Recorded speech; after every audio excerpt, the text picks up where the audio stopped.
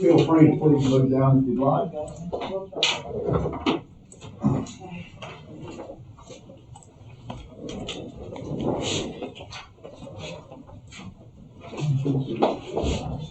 Got 7 of us, that's great.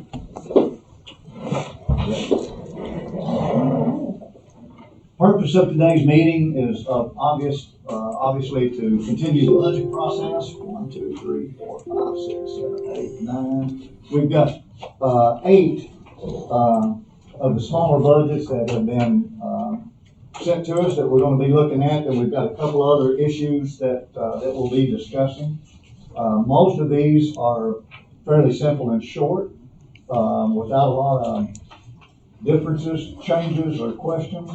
But please stop us and ask all the questions you care to.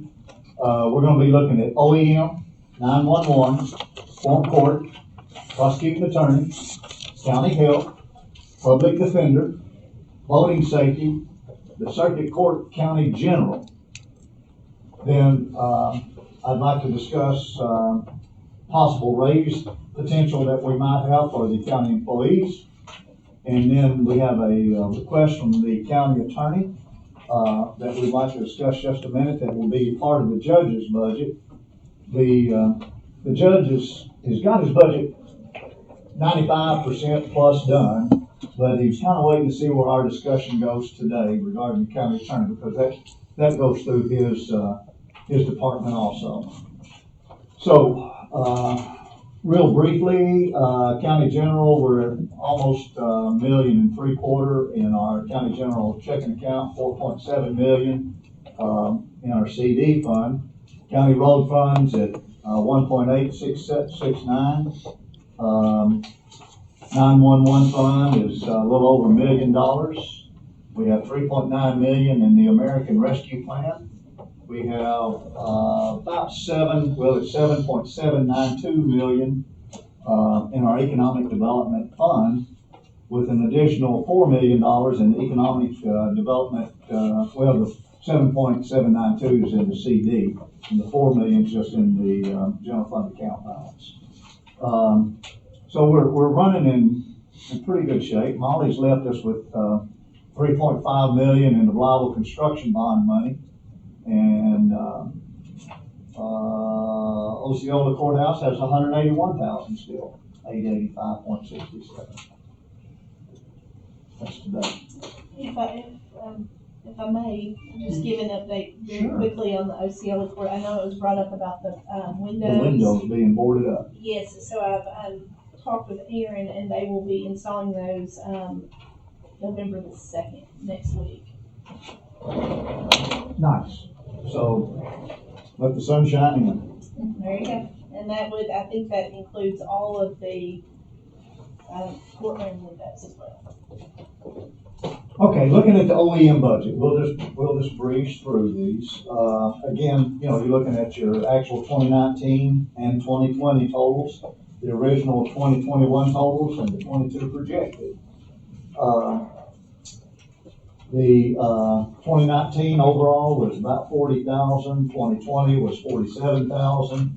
We started out around 44,000 on a revised budget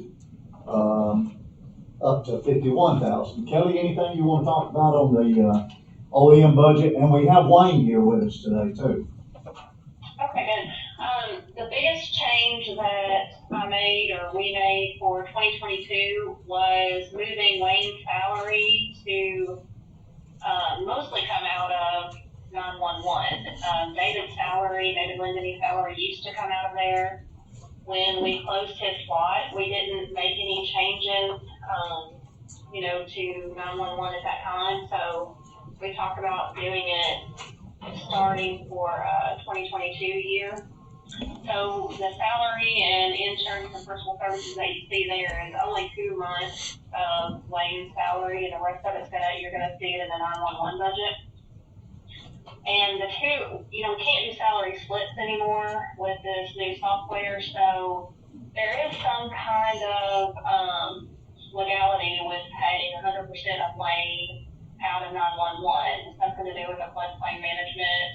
Job duties cannot be paid for out of there, so David was always on a 90-10 split, and this was about as close as I could get it, without being able to use a split. It's just to do 2 months out of OEM and the rest out of 911. So that's the biggest change here. Wayne, you got anything you'd like to chime in on your OEM budget, sir? No, I wanted to carry most of the numbers forward from last year. Yes, sir. I plan a few radio upgrades, things like that. So I want to just carry all of that forward. Not a problem. Guys, you got both Kelly and Wayne available. I don't see any great changes other than what Kelly talked about on the personnel portion of it. Any questions? The next one that we'll look at is the one that's its first cousin, 911, E911. Kelly sent us both the revenues and the expenditures. In noting on the revenues, in 2019, we had approximately 354. In 2020, we had a little over 938,000. This year, year-to-date received has been 641,000.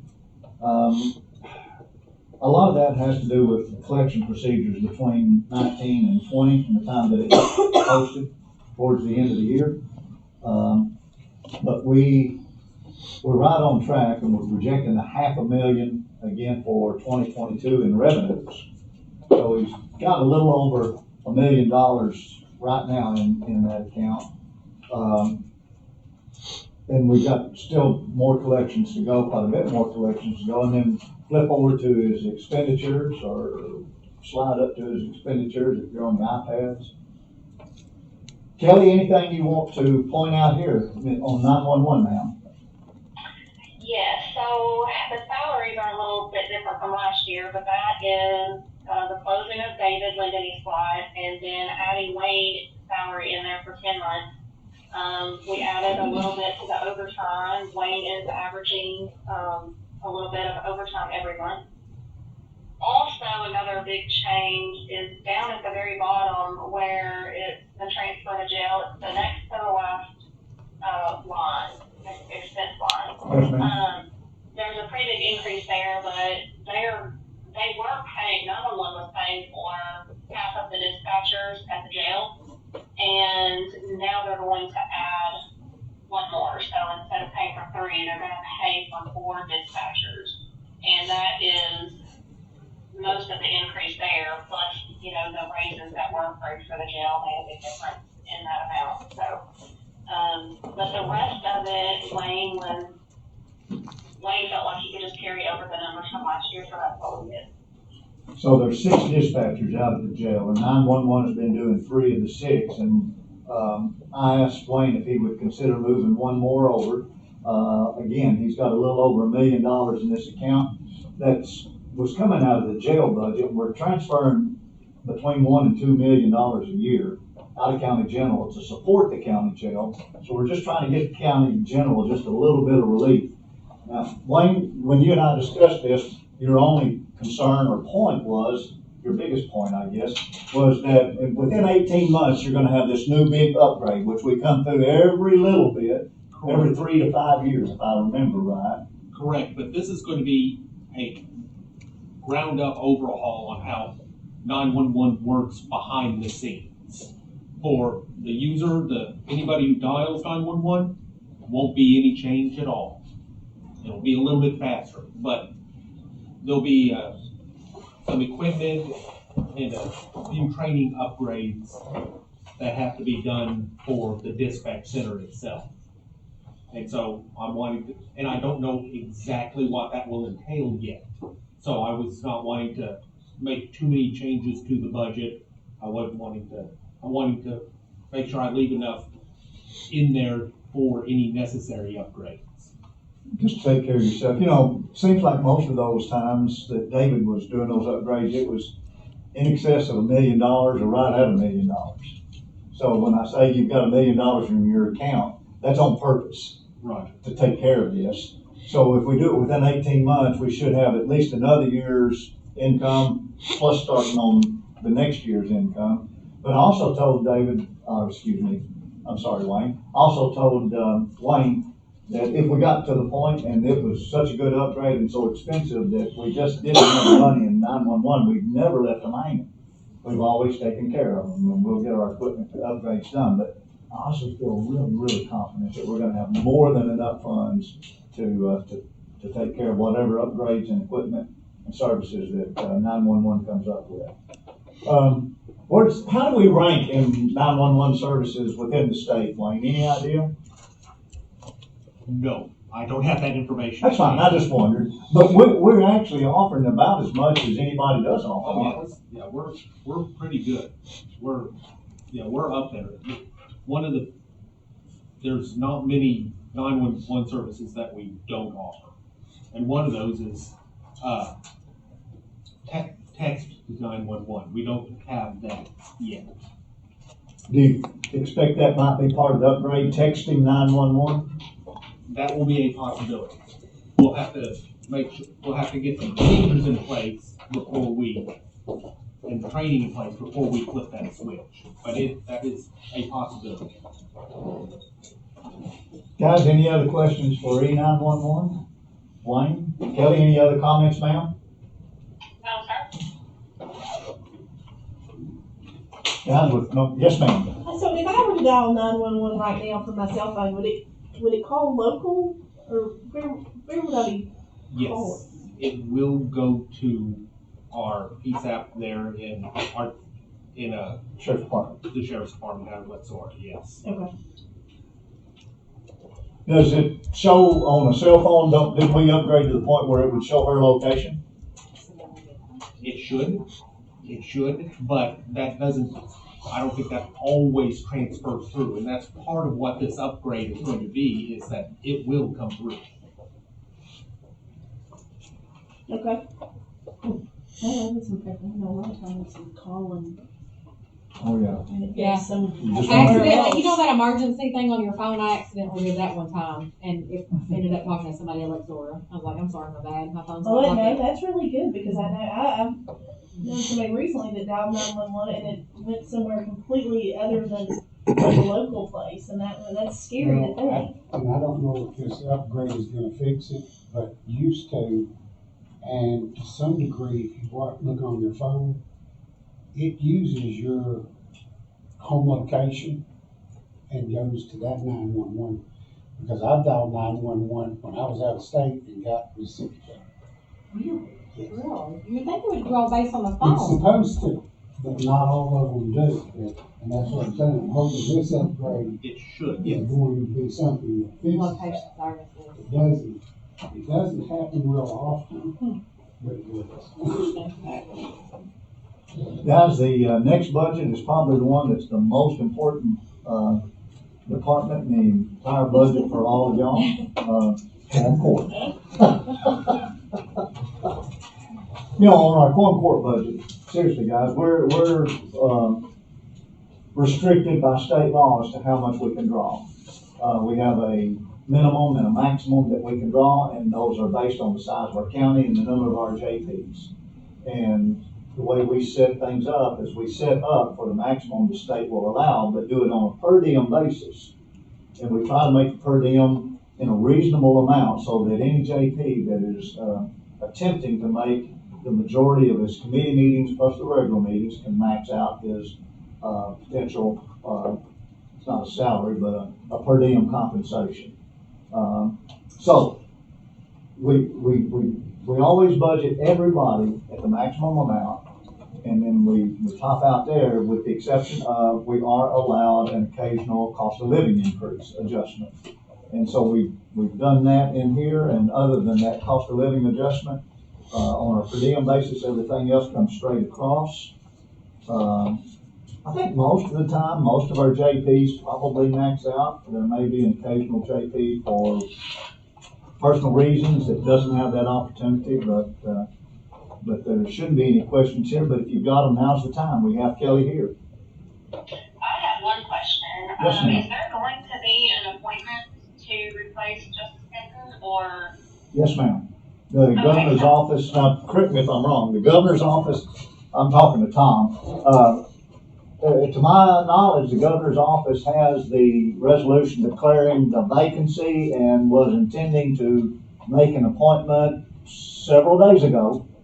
And have you heard anything? Have y'all heard anything? But that's the last I'd heard. I haven't received anything, and as far as I know, that's the plan. But I think the plan is, Kelly, coming out of the governor's office, that appointment will be made by the end of this month sometime. Okay, so then I did not budget for insurance for that position, but I will. So that will be something that needs to be changed. Okay, yeah, no, there will be an appointment made, and hopefully we'll have 11 JPs at our November meeting. Okay. I want to ask a question about the insurance. I noticed in 2020, we had 63 and then it jumped to 83. What? Kelly, can you hear me? I can, yes. Without looking at it exactly, I don't know if we had, that's gonna be an actual amount. So we may have budgeted for all 11 to have full benefits and maybe not everyone took them. And then also I think that was the year that we moved several to the HRA account. And so the full amount of medical wasn't paid on everybody. So that could be the difference. Okay.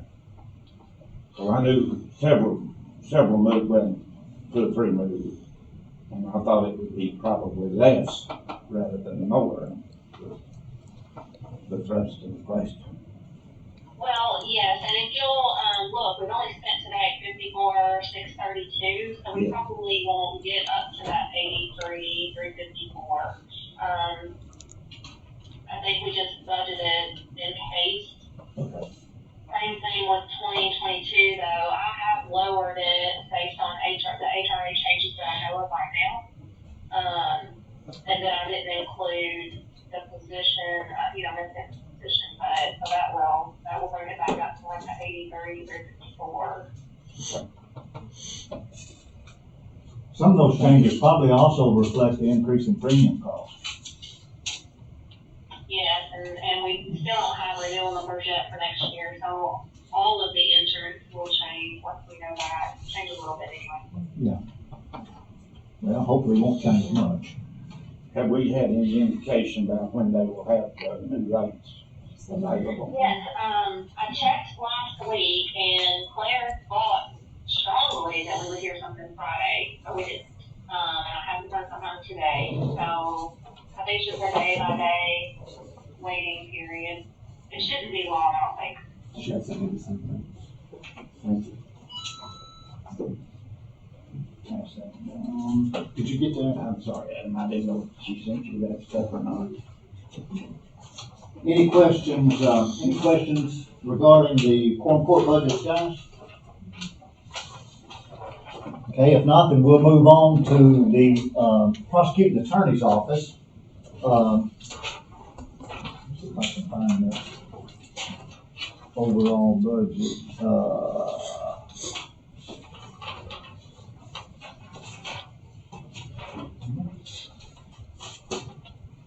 I brought everything up the budget, I guess, on that one.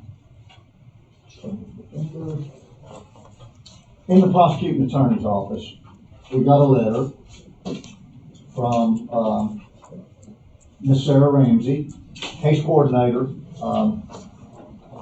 in the Mississippi County Deputy Prosecuting Attorney's Office. I've just passed you a copy out. Let me give one to Mark.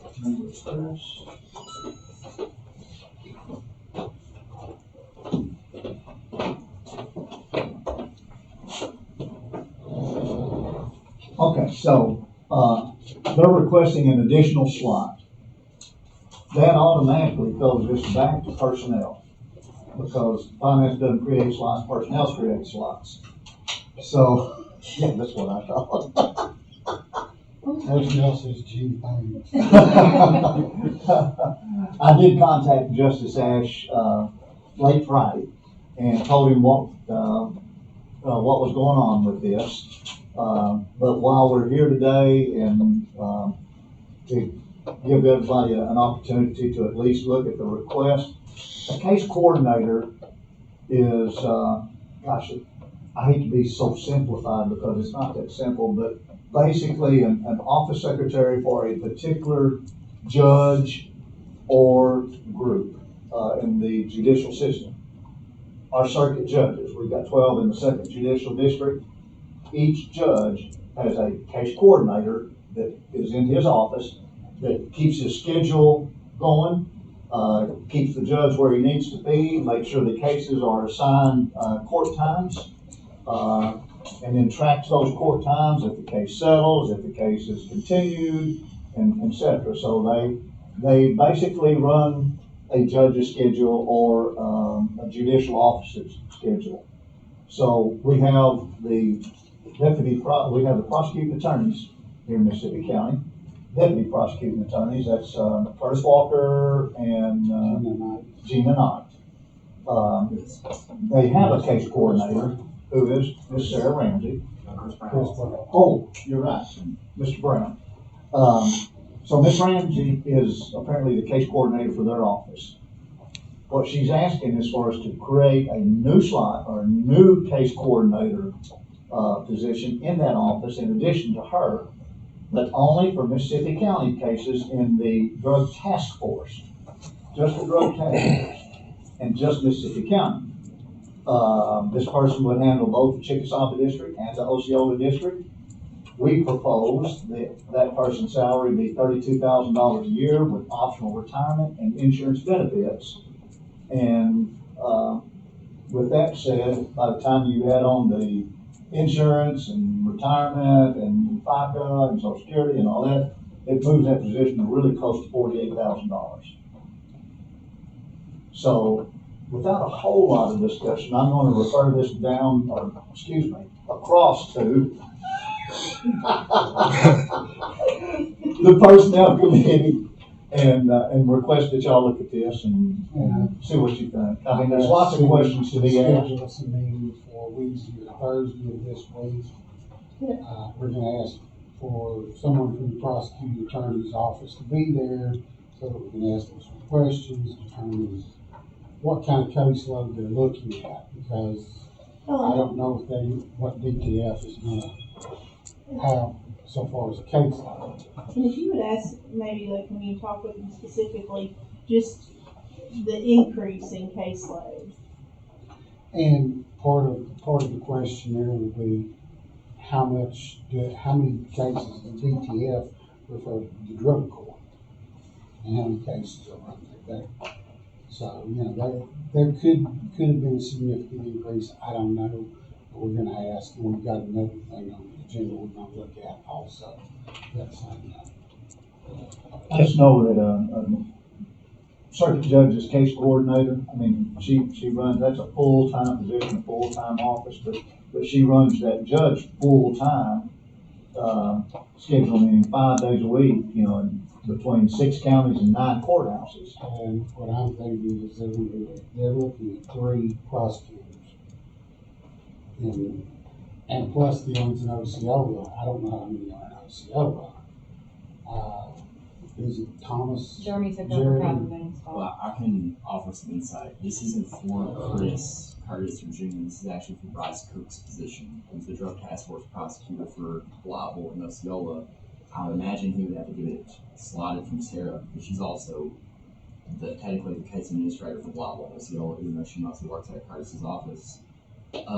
What's going on is that Bryce's TCA is working both Clay and Mississippi County too, and she said that she's going to stick with one and not the other. So I think both counties are maybe asking to get a new one for Bryce.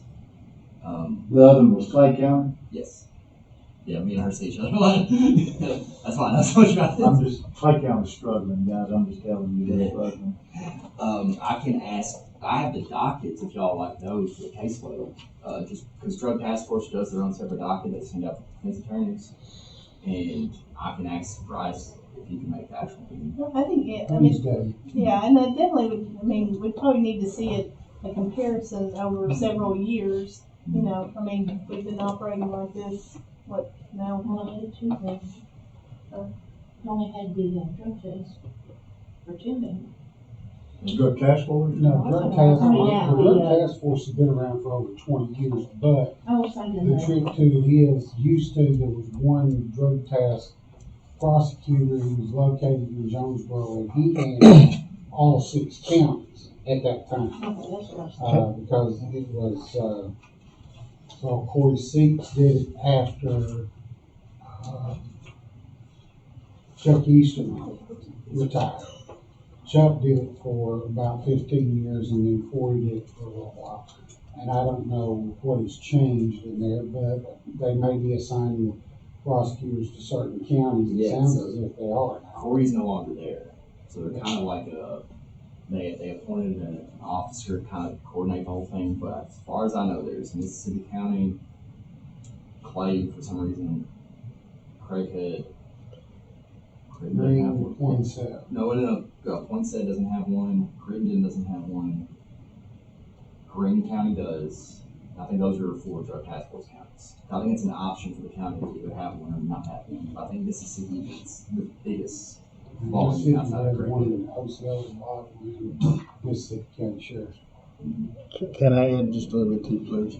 Yes, sir. So, I know that the Cricket County Judge spoke to Judge Nelson about the fact that apparently it seems like they might have been covering some of this cost for a while, and was asking, since it's going to be focused on our county, if we could help alleviate that burden. And so I know the judge has done some preliminary talking with the cities of Lyle and the city of Osceola about whether or not maybe of a cost share.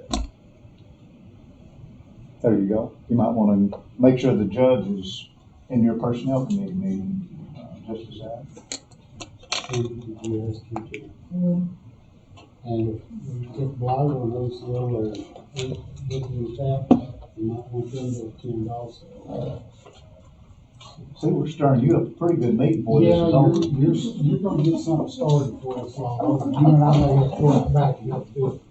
That's a question I have with, I know going back there was dust up or difference of opinion or something about the drug task force. Mm-hmm. Now, currently we have a judicial, we have the bottom still have a separate drug task force. Yes. Okay, recently there was a division. Osceola and Blythe were both working out of the office in Osceola. Osceola took the office, closed it. Blythe has now come back to their Blythe. The sheriff's office has been running one through the sheriff's department all along.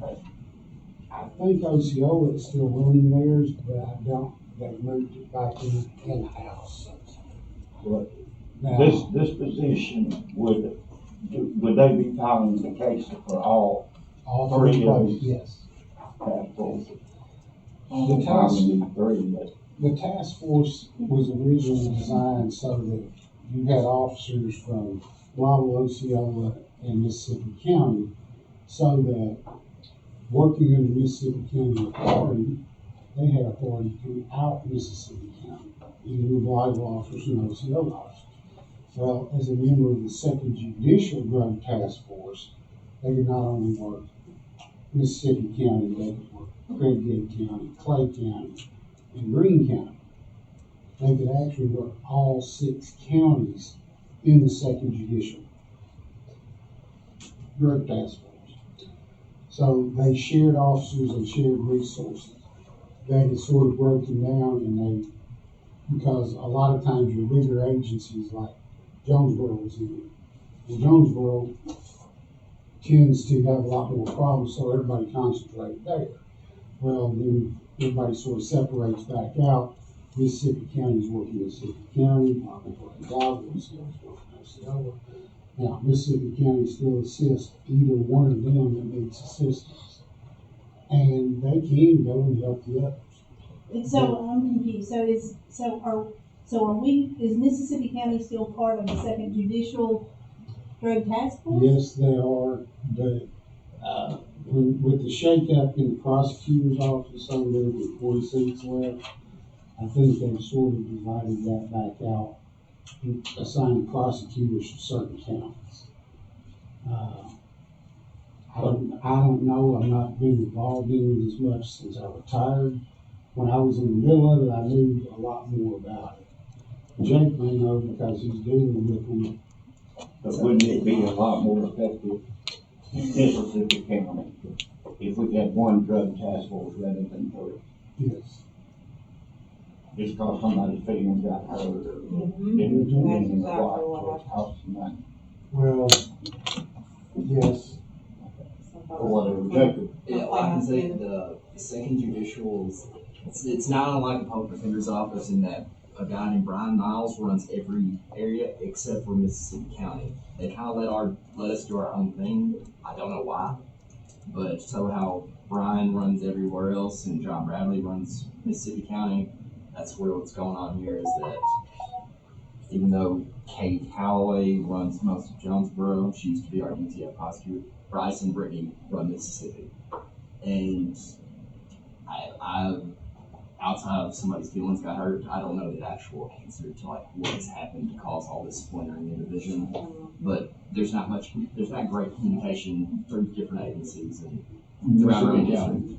Well, for John's case, they let John do his own thing. For John's been doing it for so long, it's better to have somebody here within the confines of the county. That's not the case with drug task force, though. I don't know why that's splintered the way it is. So, but that's why they're asking, because this splintered, is that why we're asking for another person? No, I think that's because Brittany is gonna pick one. I think she's gonna stay confined to Craig or Clay County with Bryce. And Bryce needs a new one for drug But I task thought force. Bryce was over Mississippi County. Yes. So, Yes, two Create counties. that personnel maybe. Yes, 2 counties. well, so why would he can't Because just decide he's not gonna handle Mississippi County, can he? no, Bryce is still gonna do Mississippi County, but he needs a new case coordinator for that county. Well, I mean, Can she decide? yeah, she just can't really not going just there? decide that, can she? I'm sure she's asked somebody and they looked at her workload and decided it's not tenable, so they need to pick one way or the other. And I'm also speaking out of assumption because I know what's been going on. I've had conversations with people, but there's a lot of conflicting dates. There's a lot of conflicting dates where Brittany's supposed to file a case for Osceola, for example, but we're in court in Pivot. And it's just the job's not getting done at the most efficient rate, so they're probably trying to get some relief for their purposes. Just expensive. Maybe if they didn't have any funds to operate with, maybe they'd have a change of heart and get around. It's amazing what you can figure out how to get done if you don't got money. When the money's cut off. Right. It's kind of ridiculous.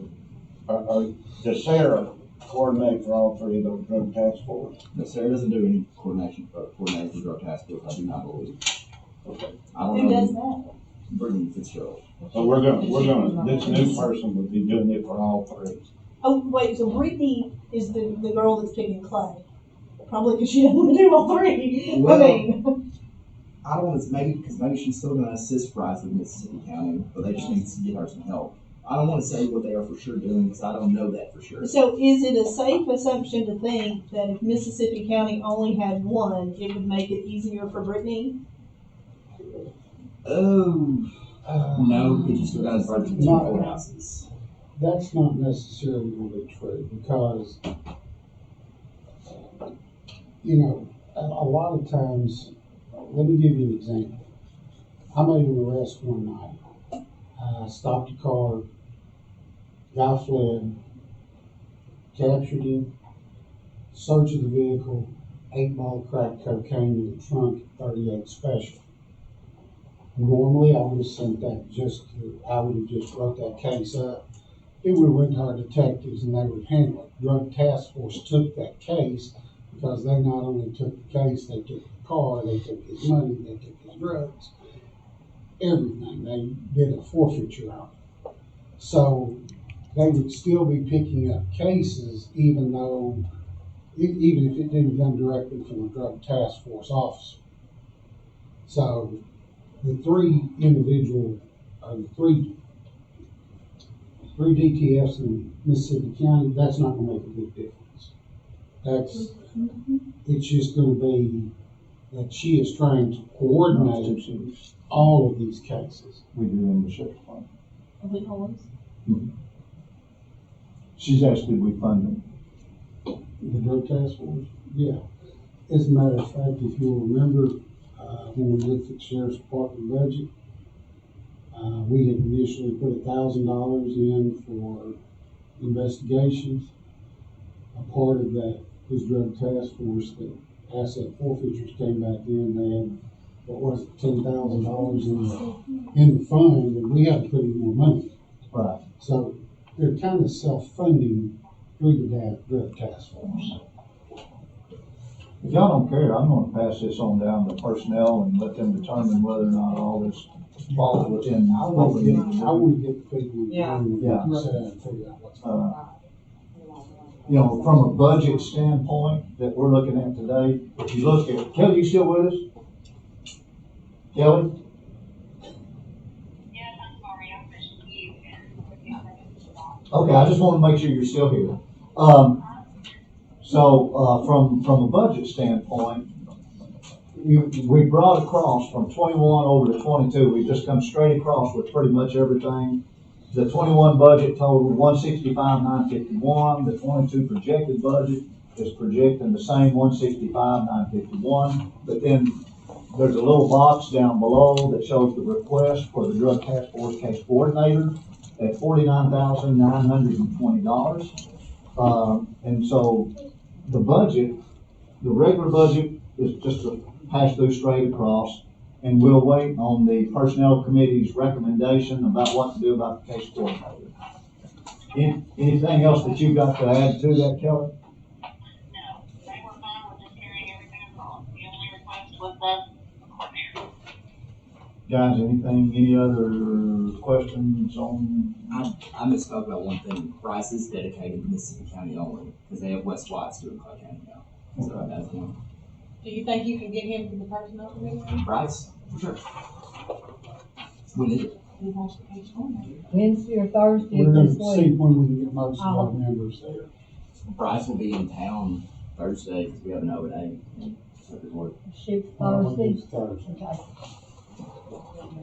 Guys, the next one that we have, moving on from prosecuting attorney, is the county health department. Remember, we have both the Osceola and the Blytheville county health departments. I had talked to Justice Jackson the other day about asking her Energy and Property Committee to maybe do a survey of the two properties that we have in our health department properties. I think these two properties would be very likely places for us to spend some of our American Rescue Plan money, something that we could make some significant long-term advancements when we've got significant funds in that rescue plan fund. I don't know what kind of shape the buildings are in exactly, except I do have several requests here that I'm going to just breeze through right fast from both ends of the county. But I don't know what that Energy and Property Committee will come up with, no more than the Personnel Committee. But we could renovate those buildings. We could build new buildings. We could build additional buildings. I don't know, but I think that would be a worthy project if the Energy and Property, as they're winding down their courthouse project, would care to take on something new. I think she's ignoring me. I'm used to it. I'm that way at home all the time. So, No, I think that's like I said the other day, I think that's a good place to start. just a start. Not that we're going to expect to spend $7 or $8 million there, but we've got funds that we can make a real difference. We want to see that these institutions are good for the next 30, 40, 50 years. So, current request from the health department, one on the Blytheville building, we've gotten a request and an estimate for pressure washing the building as a health unit that provides medical services to the citizens. It's of great concern with the green algae and mold growing all up around the exterior walls. So she has gotten an estimate for $975 to power wash the building, the sidewalks, and the parking area. that came from Draper's pressure washing. Also here in the Blyville unit, the driveway used by the main traffic flow coming off 10th Street is dark. There's no lighting. Hush. We're not actually breaking on the building. There's no lighting down the driveway. Therefore, when the time changes and it starts to get dark at 5, the driveway is very dark. Every Tuesday, the units are open from 9:30 to 6 for late clinic. Several employees have voiced their concerns regarding the driveway being so dark and their personal safety. There's one pole down the driveway with no lights. I do not have the cost or estimate for the lights to be installed by Energy. Cost will be submitted when received from Energy. Now, those energy lights are not expensive. They're about $40, $50 a month for those night watch lights. I've got several apartments. Well, I've got a handwritten deal here regarding that. And Kelly, you can correct me, it looks like maybe this did come directly from Energy. Rusty Smith, install and maintain 2 10,000-watt LED lights. Or maybe that's 1,000-watt LED floodlights. That'll be 1,000 watt. 1,000 watt. Extremely bright. Okay, 2,000-watt LED floodlights, $21.44 plus taxes for each light, and that's $21.44 a month. So the 2 lights would be $42.88 per month from Energy Arkansas, and Rusty is the engineering associate in the Blyville office. So that would just be adding an extra $42.88 a month to correct that issue for them. And that's actually already in there. It is built in? Yes, it is in the utility section of the Blyville department. So the very last line of the Blyville one is already in there. I just went ahead and did $50 a month because the taxes and fees. So $600 added to that line. In the Osceola unit, she's got some interior issues. There's a large area where the sheetrock and insulation was cut out but was never replaced. And we need the material and labor to hang and replace that sheetrock, insulate it, finish it, paint it, and would like to repaint the interiors, 1,400 square feet of walls, and paint 17 door jambs and 3 windows for $3,100. That comes from MSC LLC at Michael Sprachman. They did some painting and some things. The Blyville unit. The Blyville unit did. Okay, I thought that was. Right after Judge Nelson came into office, he actually asked me to go do a walkthrough at the Blyville unit with him, and it was in terrible condition in regards to painting and floors. And that was one of the first things the judge did was help him repaint the interior of the Blyville unit. Okay. But we've never done very much TLC down to Osceola at all. He's also got that next letter to replace that area of sheetrock and insulation that was not put back in another $900. Correct. Kelly, are those things in Osceola built into this budget request? Yes, it's already in there. Okay. Anything else that you'd like to point out other than these letters that you attached? So I think everything else is pretty much carried over from last year. Question?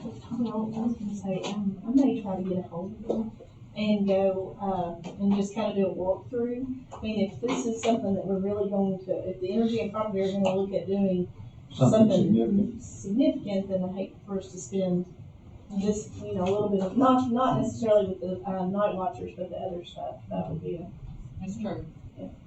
so I'll try to do that quickly. Do we own both buildings, Osceola and Blyville, both apartments? I know we do the Blyville building. Kelly, do you know if we own the Osceola building? Yes, we do. There you go. Another thing, I just wonder if even these repairs might not be eligible for American Rescue Plan funds. Most definitely. Yeah. Michael, Yes, ma'am. I don't know whether you've heard or not, but there may be a pretty significant change coming with the ARP money. Kelly knows about it. She's talking about you. I hear her. In our meeting, our treasurer's meeting, Lindsay announced that anybody that received, up to $10 million, they are probably going to make it where all of it is going to be, really, it's not going to be very restricted, or all of it's going to be less restricted. On the American Rescue Plan, so that, All the money we so that 151 page document may go down to 5 pages? If the bill passes. If the bill passes. That's just to see how many That's people right. read it. It hasn't passed yet. I mean, it's still got to pass the Senate, Right. but she feels very confident from what I saw in the meeting that it's going to happen. But she said, "Don't do anything yet." I think that's why they stress. Don't be in a hurry to spend the money. Right. Because they felt like they still haven't issued the final rule. That was one reason, and they still haven't done that. Right. So, but she said, don't do anything yet, but they feel like that, it is going to pass, that the funds will be a lot less restricted. So that means all of ours will be less restricted.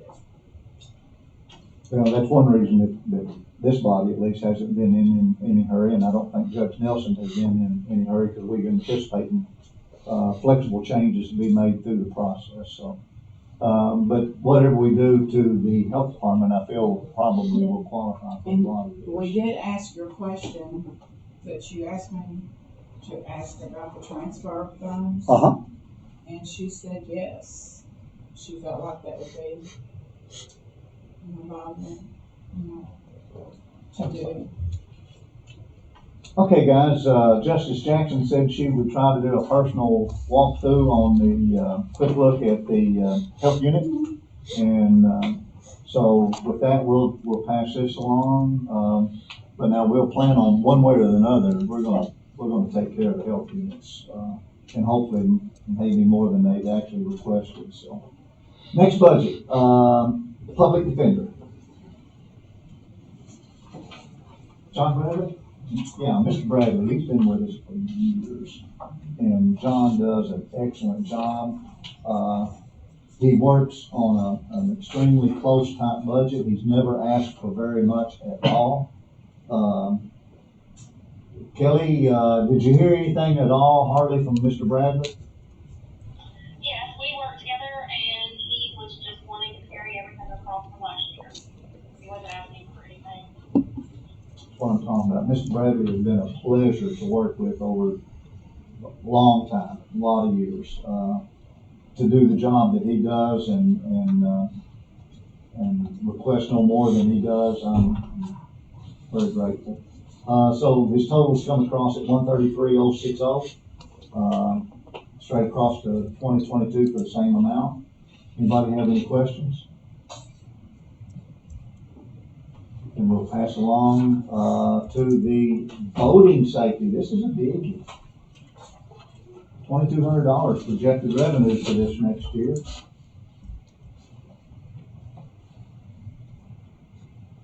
Kelly, what do we normally do with the money? Well, this is some kind of marine fuel tax that is basically like a pass-through. We get it in and we turn around and we give it right back to the emergency squad. That's what I thought. Bible CD Emergency Squad. Yes. Helps them with their upkeep and equipment and stuff like that. It's one of those that is actually kind of restricted as to what we need to use it or can use it for, but I think it serves a very worthy purpose there. The next one's the Circuit Court, County General. In the Second Judicial, we have 12 circuit judges, 6 counties, 9 courthouses. The expenses all run through the main office in Jonesboro. And then they're shared on a prorated basis based on caseload. How many cases does Blyville take care of? How many cases does Osceola, Jonesboro, Paragould, etc. in the Second Judicial District? And then those numbers are shared out on that prorated basis. Best we can do is pretty much carried across unless we know something in particular that's been requested. And I don't know of anything. Do you, Kelly? No, I have not been told of anything. I haven't either, so 51,900 for this year. If you look at the end of September, we'd only expended 21,000. So we're probably gonna end up maybe coming under budget, it just depends on the jurors. And that's one of the biggest reasons I think we're under budget is COVID. I mean, they haven't had a whole lot of jury trials this year. We had budgeted $30,000 and we've expended $3,688. But we're beginning to get back to jury trial, aren't we? That's correct. Yes, we are. So, probably be a little closer to right this next season. Any questions on the, circuit court budget? You did say we had to fund all of them, right? Yes, yeah, this is one of those, you know, y'all weren't here when we really were in bad shape back about 12 years ago. But we found out there's two sections of expenditures in the law, in state law, regarding the counties. And there's the shall column and the may column. And if the law says you shall do this, then by God, you better do it. But then there's the may column that if you got a little extra money, then you may go over here and do this. Well, we got really serious between the shalls and the mays that year. But this is one of those shalls. So, We don't get to pick which ones we like and which ones. Just like the sheriff's department. we can do that in the May category. Guys, we got a couple raise requests here. So, you know, we've done some salary adjustments. That takes care of our department budgets for the moment. But we've got to get serious in talking about our county employees. And in a couple instances and a couple departments, we've been able to make some changes during the course of the year, which we promised we would be doing. You know, in Harley's office, he had a girl that retired, and he did not fill that office with the promise from the court that we'd take that money and use to put raises in his office. As maybe an encouragement to some of the other departments if that happened and they had that opportunity. Then in the sheriff's department, we did away with 8 employees by closing the juvenile jail, and we utilized that money in modifying the sheriff's department salary schedule. But the general county employee salary schedule, earlier 3 weeks ago maybe, I passed out a sheet that showed just some handwritten notes that I had done kindly on the difference between across the board raises, another one of those 2 columns there, across the board raises or percentage raises. And I just simply took the county salaries, which the current salary level, just the salary, $7,497,138.10. Mark, did I give you one of these county raise sheets? Sorry. Okay. So, $7.5 million. And then I did use that $7.5 million and showed you what across the boards would kindly do, and then what percentages would kindly do. I've gotten a little bit of feedback, so I've asked Kelly to work with us just a little bit and leaning the percentage route. I had some that leaned that way, and then but I asked her to add in part-time, holiday pay, overtime, Social Security, and retirement. So the benefits that would be reflected in that. Now, you notice that insurance isn't in here, so it doesn't play a part in this.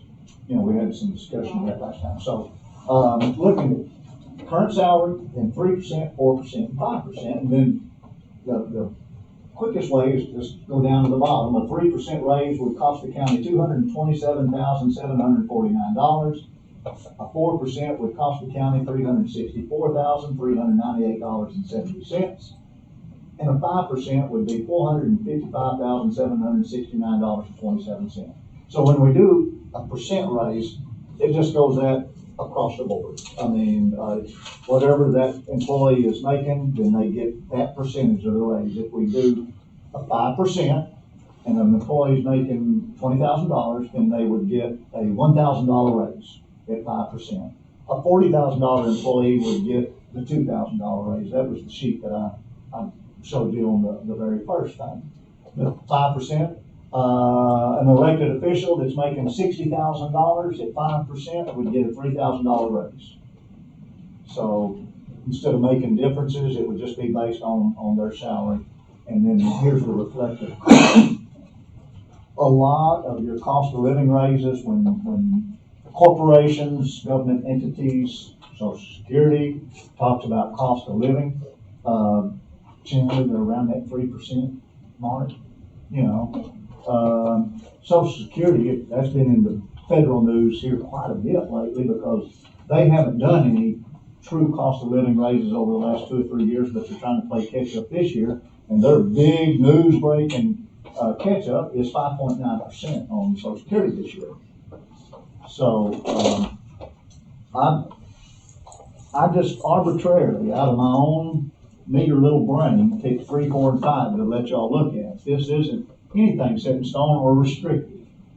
It can be anything less, more, or in between. Personally, I mean, a lot of times I just try to let y'all do what you want to do and not inject myself too much, but I'd really like to see us do at least 5%. I think we can afford it. I think we're there. I think the employees deserve it. We'll be doing a JESSIP program comparative again this summer. And if the county can afford it, I think our employees deserve it, and I think that will keep us in pretty good standing in our comparative programs also. Now then that I've made that brash statement, what do y'all think? So difference between, let's just go basics. Percentages across the board. How do y'all feel? Percentages. Across the board.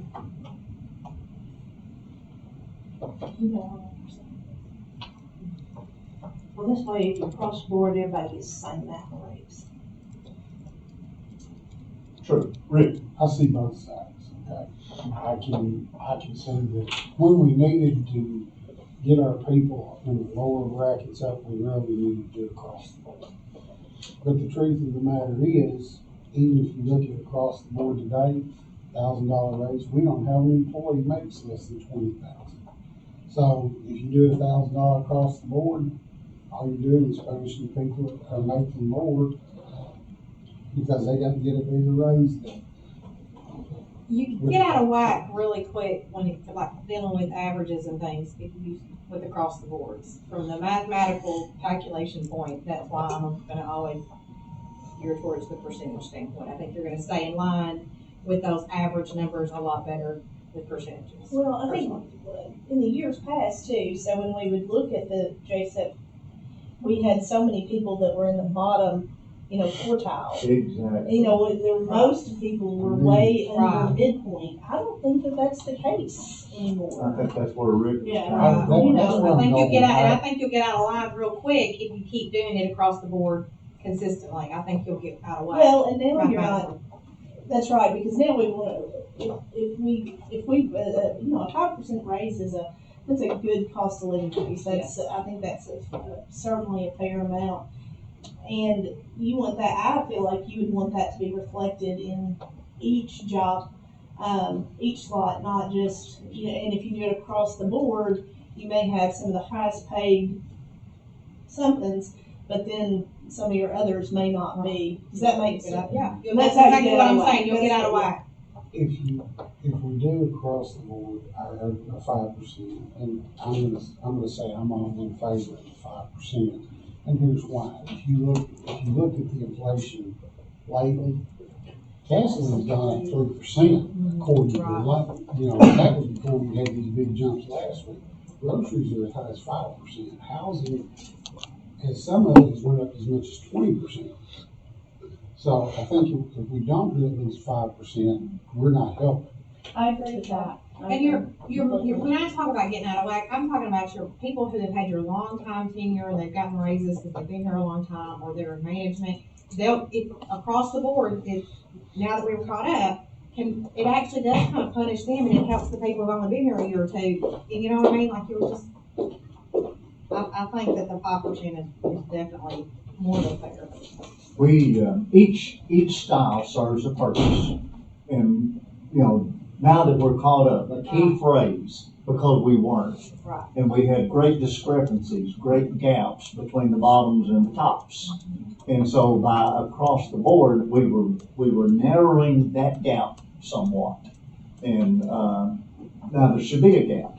I mean, Right, management people or people who've been here for years and years should make more than people who started out. exactly. But we had to get those bottoms up. So Oh, the no, last I 5 agree years. with- Yeah, no, I Yeah, I agree And I with even that. agreed on the years that we just did bonus, or there was one year, what, I think we just did a bonus and all. That's Maybe all. last Yeah, year. and that, I I mean, was gonna go back and say, Mike, when I came on the court 10 years ago, right at 10 years ago, we couldn't afford to, we barely could afford to do a bonus. Wow.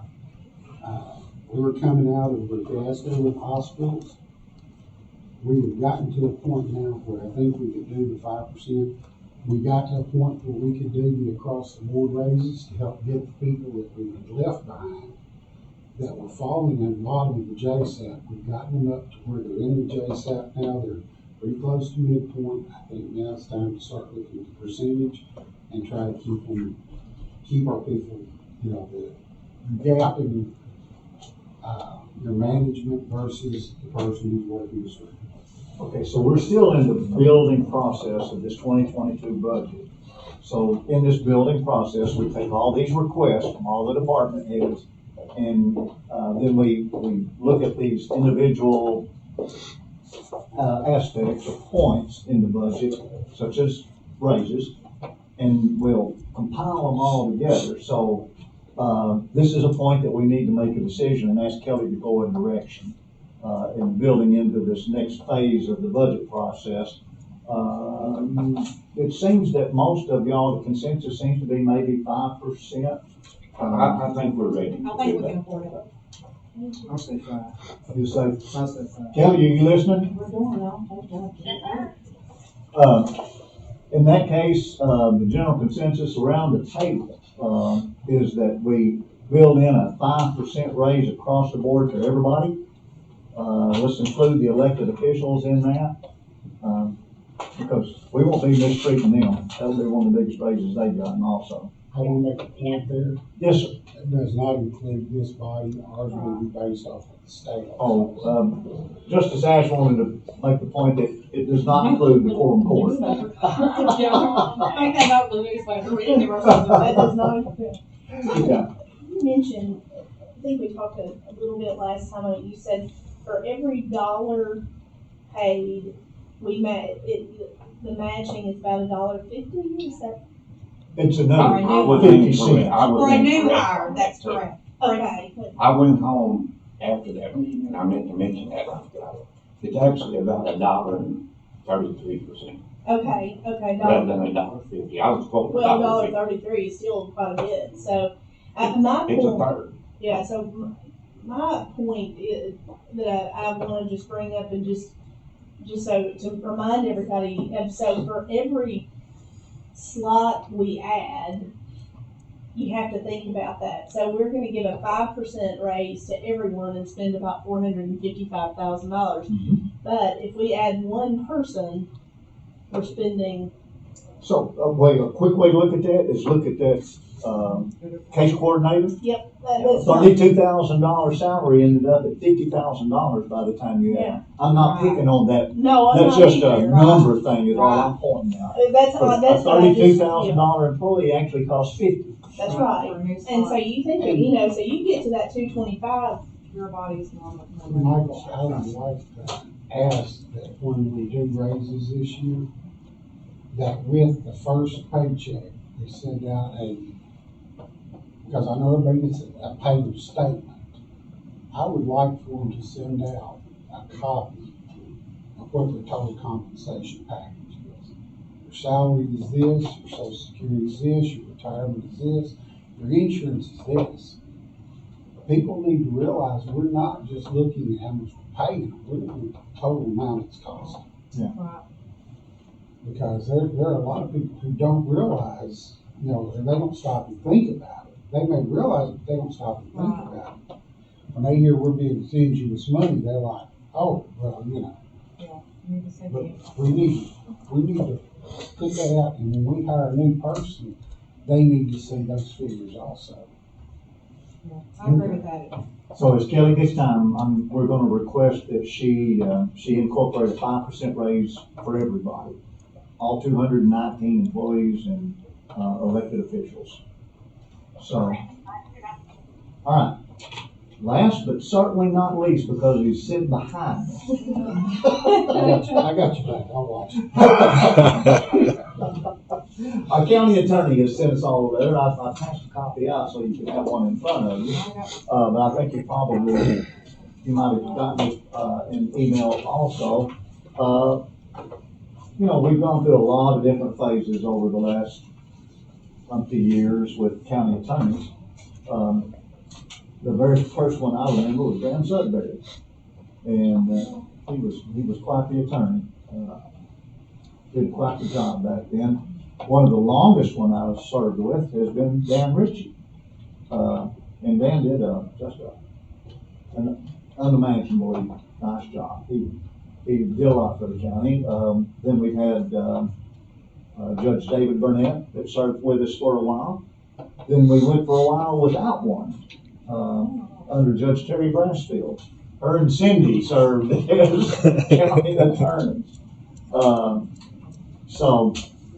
When Judge Nelson got on board, we hired Jeremy Thomas, and then Jeremy went to work in a different office, the prosecuting attorney's office. Jeremy's working in the prosecuting attorney's office now. Once Catherine Dean was elected to be judge in Osceola, so we hired, Judge Nelson hired Jacob. And I don't know if you've had an opportunity to read his letter. If you haven't, I wish you would. We've got Jacob hired in, $16,000 annually. I haven't dealt with a lot of lawyers over time, but I have dealt with a few, particularly here lately in our county lawsuits. So, you know, they generally charge by the hour unless they're on contract with you. We've had Jacob on contract at $16,000. The only other time variance I've seen from that in the past was when we got in county litigation between the county and the city, and Dan Ritchie was having to spend an exorbitant amount of time on that lawsuit, and he finally had to come and ask us for a variance and additional funds, and we did accommodate that. So Jacob is making some changes in his life and in his office. And Jacob, you got anything you'd like to say? Not much. The raise, continued employment isn't contingent on a raise. I'm just kind of asking out of niceties. Pretty much I'm just stretched too thin in my current practice right now, and I know what has to get cut. County isn't one of them, but I'm going to be eating about $45,000. I'm just going to voluntarily give up with nothing in return. So I was just kind of asking, can I go a bump? At 16, I think that would be that the county's asking that I work 5 hours a month, that I bill for 5 hours a month. It's probably under than that, but I understand it's also a county budget. So just a moderate increase is all I'm asking for. So you're saying what do you have any idea about right now what you're spending time-wise on county stuff? Well, including coming to meetings? Yes, I'm going to bill for the meetings. I would say probably 10, 15 hours a month. Okay. So, Oh, So 4 hours a week, maybe? yes. So, I noticed on here, are you not considered a county employee? Well, that is a fantastic question. It's allotted out of the judge's budget, so I would think I'm considered a county employee. But in terms going back to the contract, I'm not sure if I even have a written contract, which we may need to do for the upcoming I year. think it's contract labor. Yeah, Kelly? and he considered contract labor, Kelly. Yeah, it's contract labor. Yeah. I mean, at 10 hours a month, at $200 an hour, which is a pretty common standard, what I think my attorney charges me, that's $24,000 a year. Right? Yes, 10 hours you're a correct. month? Yeah. 10 hours a month times $200 an hour, yeah. Times 12 months, that's $24,000. Unless you pay for a lawyer, that might sound like a lot, but $200 is not a lot of money an No, hour. $150 to $200 an hour, I think is the standard rate, depending on what they're doing. When I first came on, Dan Rich was our attorney. Was he still under contract labor, or did we? No, he was under contract labor also. If you say 4 hours a week, you'd have to do it by weeks. So that would, and there's 52 weeks. So it's 208 times 200 is 41,000. Just saying. Oh, doing it on a weekly basis? I mean, you almost 4 have, hours a yeah, week, I mean, you okay. almost have to, because some weeks have, I mean, you have to, any type of. You're right, you're payroll right. on a Weekly basis. So, What in general, just a brief, real brief description, what do you do for the county? Just tell them what you do. For the county right now, Yeah, that's what I'm splitting it. I attend the meetings, I'm available for it, obviously. I do the various ordinances and resolutions and appropriations, which are, at this point, you just kind of plug in. I do probably the least amount of work for that. Kelly tells me what needs to be done, time double overlooks it. The bulk of what I do for the county that's time consuming would be the various research, look over this agreement we want to do with Majestic Steel, for instance, look over this agreement we want to do with I think of another one. Are we have to pick the new school board member, the insurance in 2019? It's that's Yeah, the package. I respect that you have to attend the meetings too. I mean, that's very Yes, helpful, that's- and I appreciate that, and I realize that that's your time, whether we ask you a question or not, so that does need to be in consideration. We split the difference between these two, the average between 24 and 30 is 27,000. Jacob, did I understand that you said you would be billing on specific, if it's something that's a bigger project or something, you will be billing? No, I would stick to the salary unless I got a project that was so big that's like I need to work out something separate. Kind of like how they mentioned Dan did several years back. Okay. But I haven't had one of those thus far. Okay. I think in your letter, you were saying if we didn't want to do salary, I you was just do willing it by to do labor hours. allowance. Yes. I'd prefer to do it by salary, Me too, I like that, cause then that makes us feel like that he's gonna, because, kick us over sometimes. I'm not gonna try to outfigure an attorney on billable hours. no, there are those times that or when a justice calls and asks a question, Right. I mean, there's Right. all sorts of things. well, you never know what the circumstances are and things. If you're on it with, if you're on the salary, you feel more comfortable sometimes picking up the phone and calling and getting an answer or whatever. Not that we've seldom ever do. I don't think I've ever done it since I've gone. But, I personally think it's salary. Unless it's an extremely large project or something that he knows is gonna take more, and then he just has to come and go from there. That's just an opinion. I can also add, there's one other way to do it, that Jim Harris did under Brassfield, and that was when he did collections for the landfill, he was on contingency. We netted about 130 just from that job alone, contingency agreements from doing the collections for the county. I think that's because the county hadn't really done any collections under Carney, its prior mayors, and that's why it all cleared out.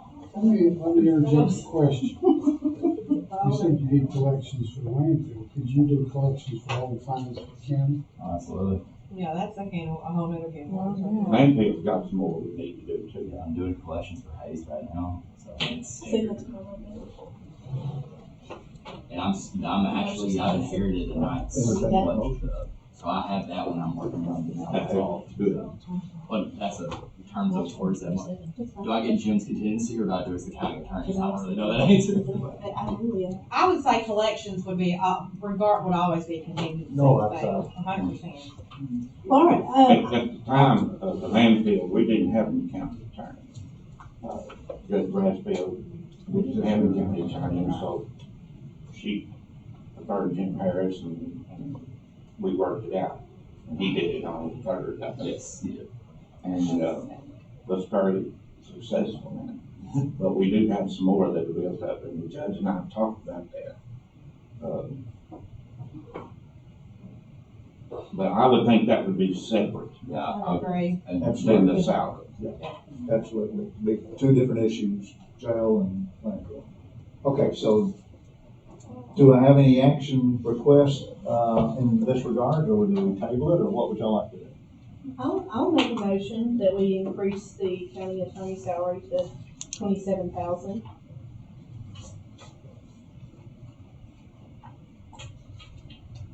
Do I have a second? I'm on this committee.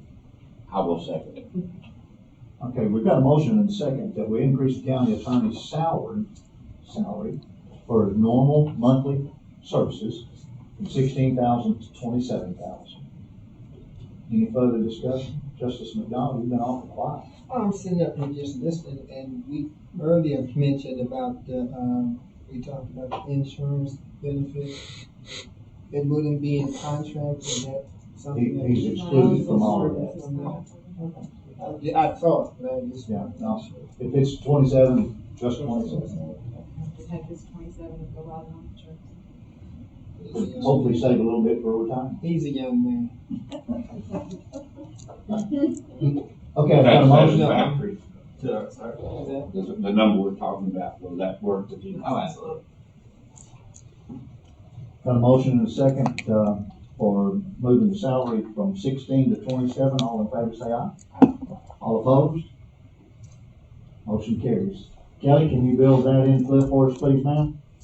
Yes, and that is to start in 2022? Yes. Okay. That'll be on the new budget, and Tom's here, so he'll know that on the judge's budget. Guys, the judge has 3 budgets that he's working on. He's like, the judge is probably like most any good supervisor. I think Tom's doing it, but they pretty well got it hammered out. But there's a couple, 3 questions. This was one of them that they wanted to wait and see what they needed to build in. We're going to finish this process next week, as far as all the expenditures and getting down to where we can put a total dollar to it and see where we're at against our revenues. We have regular meeting, full court meeting tomorrow night. Kelly, do you have anything else regarding the budget? I don't think so. I think that I have everything that I need to finish the last budgets that are hanging out there, except for the district court, Jigsaw and OCLI. I have not gotten back in anything on those yet. But the other ones, I think, we could probably finish up next week. If district courts don't come back with something next week, then we may just carry them straight across. Okay, that'll be fine. Yeah, they've had plenty of time to work on it. If there was something really, really significant, I think we'd have heard from them by now. So, do you feel pretty good that we'll be able to finish up the first look at all the expenditures next week? Yes, I feel pretty good about that. Do you have anything that you need to put together as far as revenues are concerned? Or are we still waiting on anything there? We did get something from AAC not too long ago that gave a little bit of insight to some revenues, but Peggy and I both looked over it, and I think Peggy looked over it. We were both kind of felt like there really wasn't anything that would require us to make any major changes. Peggy, did you feel that way? No, there were, some small cuts in road department, I believe. Did you see that? Yes. But I'll go back over it and They've got just plenty of money refresh in my there. memory and look at that. So you think that next week you want to see the rest of the expenses versus the revenues? Yes, if we can. Okay. That'll give us an overall picture. Now, correct me if I'm wrong, the one big hanger out there is insurance. Is there anything besides insurance that we're unsure of that would be terribly impacted? No, now that I know where to go with the raises, I don't think so. I think everything's pretty much settled. Okay. So how do we want to approach insurance in this look next week? Based on what I'm hearing, unless something has changed, Stevens feels pretty confident that, we're not going to see a huge increase. So if there's, Wally, you may want to comment on this. I think you've been involved with some of our conversations, but if there's somewhere you want me to go with that, maybe an increase or any kind of changes that you want me to build in, just in case we don't hear anything before next week, I can do that. You know, the last I heard, they really were thinking we may not even see an increase. That's what I heard too. I'm just afraid to say it. Sorry. No, I was afraid to think that. No, that's right. I was looking at it, knocked on the desk here. You know, there's a variety of things. What about, we haven't heard anything on the Medicare supplement people? Anything on the supplement as far as the raise?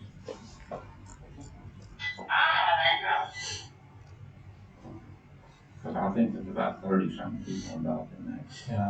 And I think that, well, I mean, not that this isn't a big thing, but like that, I know that they've said the dental and vision will stay the same. Yes, and I think we got a hold on, a recall on life too. Okay. This isn't a fair question, but you might know it off the top of your head. Do you know what the county's total insurance bill is with them at the moment?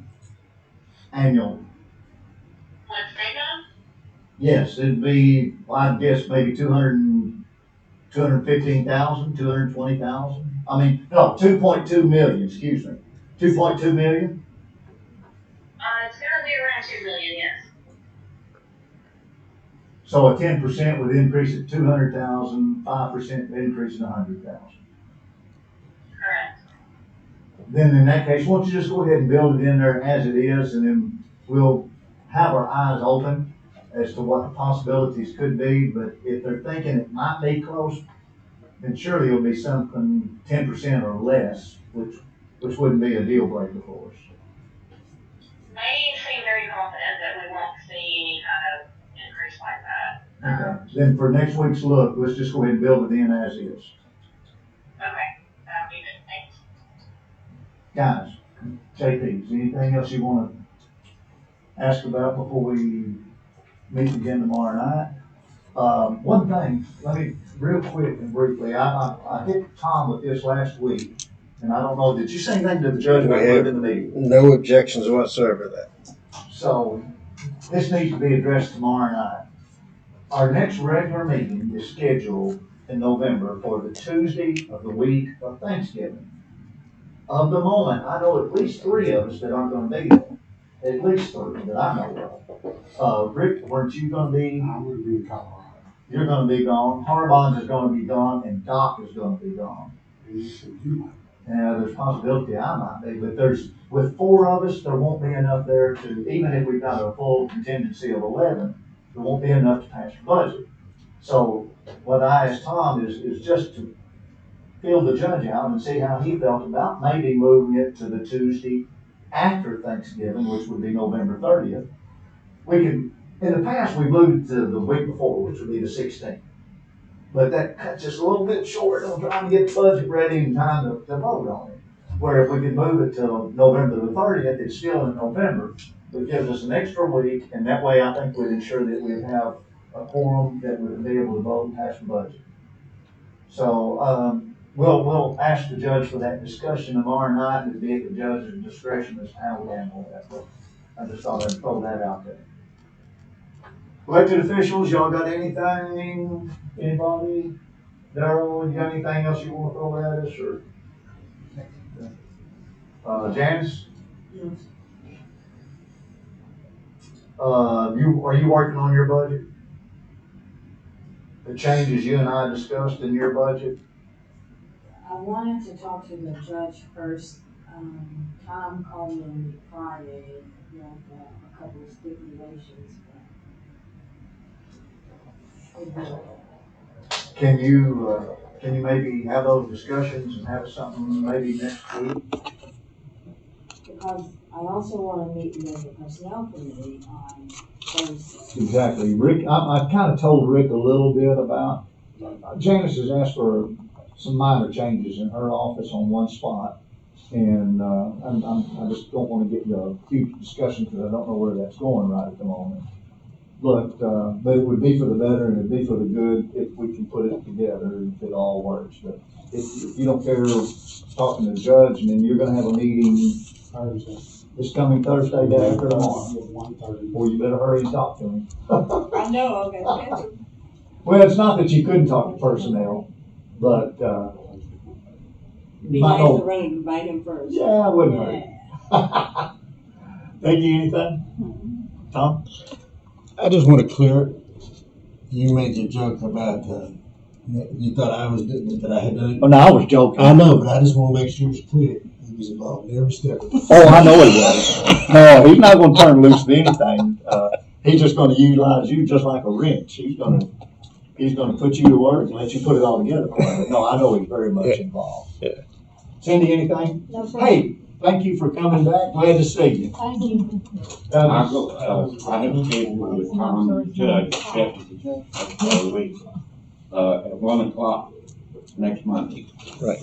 We're gonna have a landfill committee meeting, and the discussion is gonna be increasing the landfill fee, which we have not done in 5 years.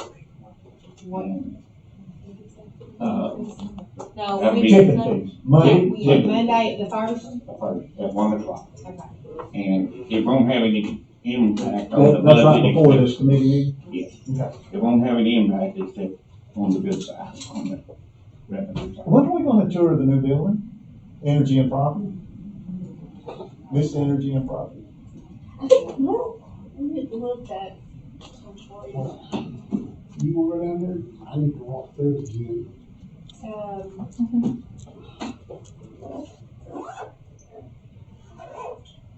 Are you going just the same? Potentially on the 9th. Okay. I think it's supposed to be. Jacob, you got anything for this body before we? I'm gonna follow up with Rick about getting Bryce to the meeting. I guess I need to have recollections. I'll do that after the meeting. Guys, with nothing else, we'll call a meeting adjourned. Thank you very much for moving forward. Hey, Kelly?